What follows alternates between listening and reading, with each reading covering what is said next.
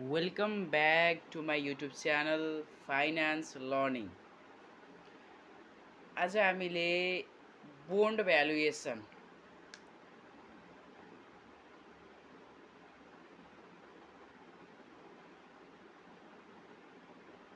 Bond भ्यालुएसनमा तीनटा कुराहरू पर्छन्। बोन्ड भ्यालुएसनमा हामीले तीन प्रकारका बोन्डको हामीले प्रेजेन्ट भ्यालु निकाल्नु पर्ने हुन्छ है। अब बोन्ड भ्यालुएसनमा पनि तीनटा कुरा पर्छन्। मैले अघि नै पनि भनिसकेँ तीनटा कुरा है। तीनटा कुरा पर्छ। एउटा भनेको हाम्रो पर्पेचुअल बोन्ड भन्ने हुन्छ।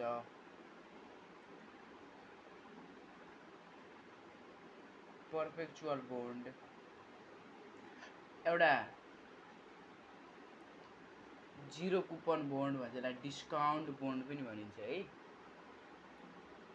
जीरो कुपन बोन्ड यसलाई हामीले इरिडिमेबल बोन्ड पनि भनिन्छ। अर्को रिडिमेबल बोन्ड जसलाई हामीले coupon bonds with finite maturity भनेर पनि भनिन्छ है। यसलाई हामीले इरिडिमेबल बोन्ड फिर्ता नै हुन्न कि। पर्पेचुअल बोन्डमा के हुन्छ भने अरू सबै कुरा हुन्छ तर एउटा हुन्न, टाइम हुन्न यसमा है। कति समयसम्मको लागि त्यो भन्ने कुरा यसमा तोकेकै हुन्न। जीरो कुपनमा के हुन्छ, सबै कुरा हुन्छ तर कुपन इन्ट्रेस्ट रेट नै हुन्न। तर कुपन बोन्डमा के हुन्छ भने यसमा पनि नहुने र यसमा पनि नहुने। यसमा नहुने टाइम हो, यसमा नहुने कुपन इन्ट्रेस्ट रेट हो। हामीले क्लियर भने कुपन बोन्ड भनेको कुपन इन्ट्रेस्ट रेट हुँदो रहेछ। फाइनाइट भनेको के हो, निश्चित समयसम्मको लागि भनेपछि टाइम पिरियड अथवा म्याचुरिटी पिरियड पनि हुँदो रहेछ भन्ने कुरा हामीलाई थाहा भयो नि त। हामीले यसलाई पनि हेर्नुपर्ने छ। तर आज हामीले मेन टार्गेट भनेको हाम्रो coupon bonds with finite maturity भन्ने मेजर टार्गेट यो हुन्छ। यसको बोन्डलाई V0 भनेर हिँडेर value of bond V0 equals I भनेको इन्ट्रेस्ट हो, आई इन्टु PVIFA, यसलाई डेब्ट क्यापिटल भनिन्छ, KD% for N years plus M भनेको maturity value M into PVIF KD% for nth years है, nth इयर्स। सिम्पल यो कुरा ख्याल गर्नु होला है। एउटा यो पनि फर्मुला छ है। फर्मुला अब धेरै दुईटा खान फर्मुला विशेष गरी। एउटा कुरा के ख्याल गर्नु हो भने मैले यो क्वेसन सल्युसन गर्नको लागि यो मात्र सम्झिन्छु भन्न मिल्दैन। किन मिल्दैन, सिम्पल बुझ्नुहोस्। यसको लागि हामीले टेबल हेर्नुपर्ने हुन्छ है। यसको लागि हामीले टेबल हेर्नुपर्ने हुन्छ। टेबलमा हामीले के देख्छौँ भने ल मानौँ अब यसैमा मानौँ तपाईँलाई दिएको होला, ल 7.5% केडी दियो, ल ठिक छ। अब आई त राख्नुहुन्छ, आई त त्यो चिन्ता भएन, म्याचुरिटी भ्यालुसँग मल्टिप्लाई गर्नुहुन्छ, आउनुहुन्छ। त्यसलाई दशमलवमा आयो भने डेसिमलमा आयो भने केही फरक परेन। तर यो त फरक पर्यो नि त। PVIF KD% मानौँ 7.5%। ल हेर्नुहोस् है, कहाँ हेर्नुहुन्छ अब यसलाई? कोही हेर्न मिल्छ, कोही हेर्न सकिन्छ? बेसिकली हाम्रो टेबलमा चाहिँ दिन्न, अब निकाल्न मिल्न सक्छ।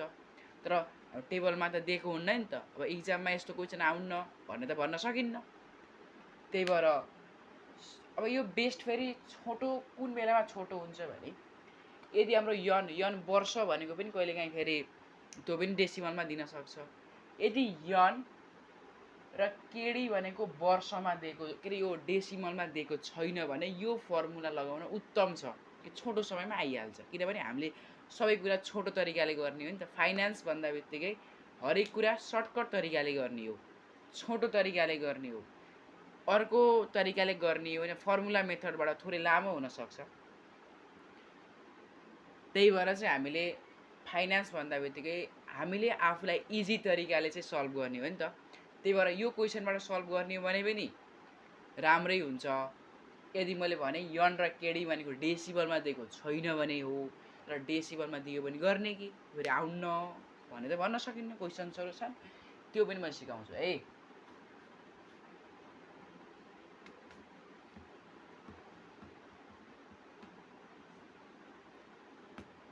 ल ख्याल गर्नु होला। Value of bond V0 equals I 1 minus 1 divided by 1 plus KD को power n divided by KD plus m 1 plus KD को पावर n। यो फर्मुला पनि हामीले युज गर्न सकिन्छ। कस्तो अवस्थामा? यदि n भनेको के हो? n भनेको म्याचुरिटी पिरियड। यदि डेसिमलमा दिएको छैन भने, त्यो डेसिमलमा दिएको छैन भने पनि युज गर्न सक्यो, छ भने पनि युज गर्न सक्यो। छोटो तरिकाले गर्ने हो। अब मानौ n र केडी अब डेसिमलमै दियो भने त गर्नै पर्यो, यो यसबाट गर्नै पर्यो। मानौ दिएन भने डेसिमलमा दिएको छैन भने यो फर्मुला नलगाए पनि हुन्छ। सर्टकट मेथडबाट हामीले गर्न सकिन्छ। बेसिकली हामीले छोटो हिसाबले छोटो तरिकाले गर्नुपर्छ। तर यसलाई हामीले यो फर्मुला पढ्यौँ भने हामीले n र केडी डेसिमलमा दिए पनि नदिए पनि यो फर्मुला युज गरेर हामीले सल्युसन गर्न सकिन्छ। तर त्यो टेबुलर मेथडबाट गर्ने हो भने थोरै रिस्क एराइज हुनसक्छ। डेसिमल दियो भने त्यस कारणले गर्दा यो फर्मुला पनि हामीले जान्नुपर्छ। ठिक छ? यहाँसम्म बुझिया छ? ल यहाँसम्म बुझिया छ भने एउटा थोरै क्वेसन सल्युसन गरेर चाहिँ यसलाई चाहिँ हेरौँ। यो मैले फर्मुला मेथडबाटै सिकाउने भएँ है त।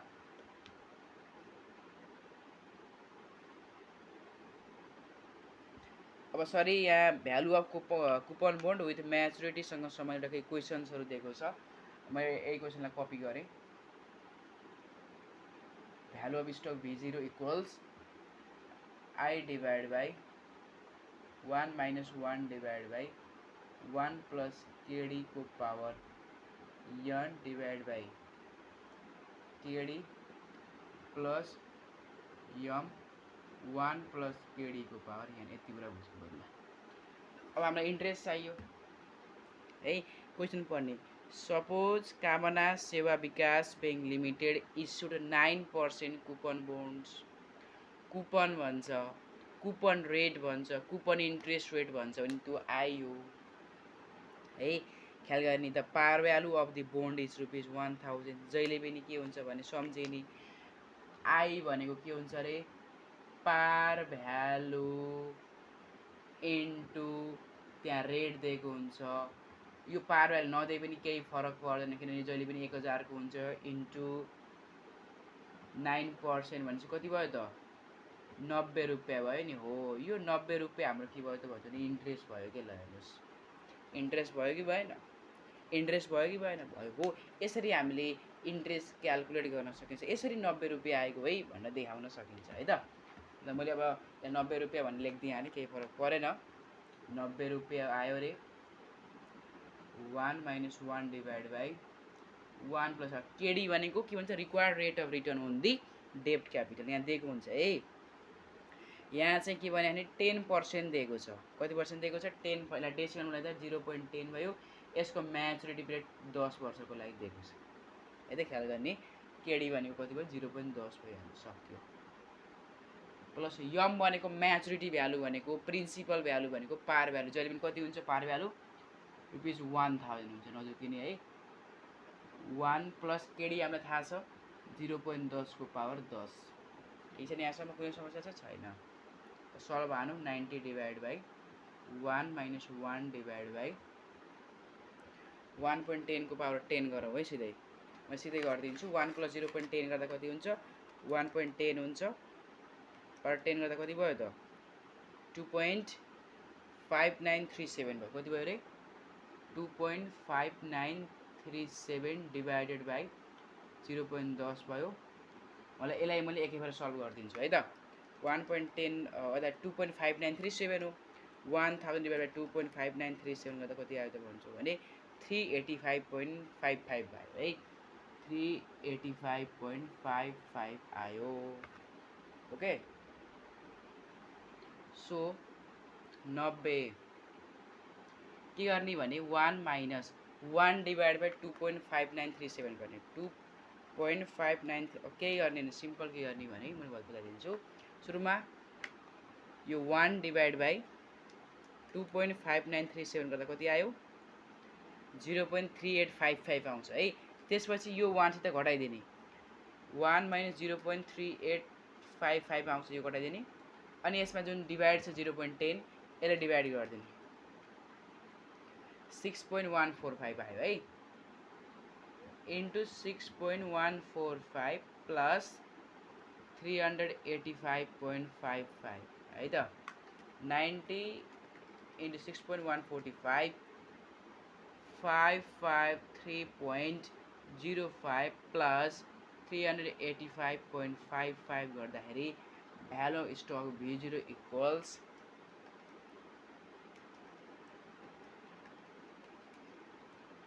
938.6 आउँछ है लगभग 938.6 यसको चाहिँ एन्सर छ यहाँ यो थोरै सर्टकटले गरेको छु सुरुमा यो डिभाइड गर्नु होला यसमा जति आउँछ त्यसलाई 1 सित माइनस गर्नु होला जति आउँछ त्यसलाई 0.10 ले डिभाइड गरेपछि 90 सँग मल्टिप्लाई गरेर दुईटा जोड्नु भयो भने value of stock at the present value चाहिँ आउँछ यसरी चाहिँ हामीले सल्युसन गर्न सकिन्छ यसको थप केसेसहरु चाहिँ मैले ल्याउने छु तपाईहरुको लागि धन्यवाद।